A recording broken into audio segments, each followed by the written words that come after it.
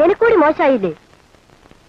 അച്ഛന്റെ അമ്മയുടെ ഇഷ്ടത്തിനെതിരായിട്ട് ഒരു പെൺകുട്ടി വീട്ടിൽ നിന്ന് ഇറങ്ങി പോവാന്ന് വെച്ചാ നമ്മുടെ തറവാട്ടിൽ കേട്ടറിവ് കൂടി ഉള്ളതാണോ?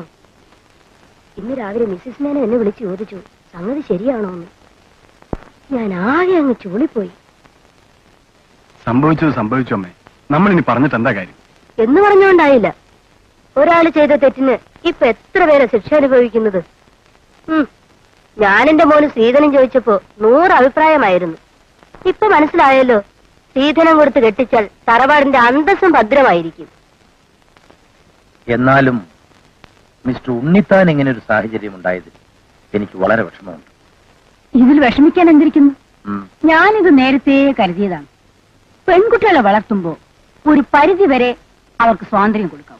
ഇത് ഇത്രയും ആധികാരികമായിട്ട് പറയാൻ ആനിക്ക് എത്ര കുട്ടികളുണ്ട്?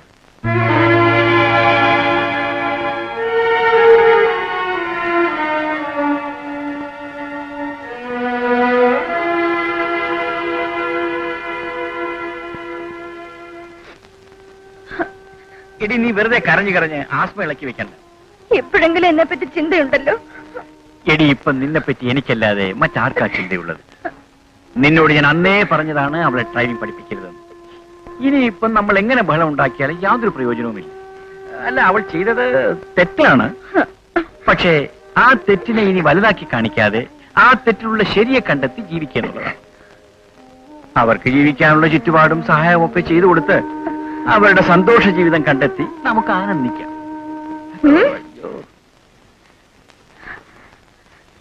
എന്റെ കൊക്കിൽ ജീവനുണ്ടെങ്കിൽ ഞാൻ അവക്കൊന്നും കൊടുക്കില്ല.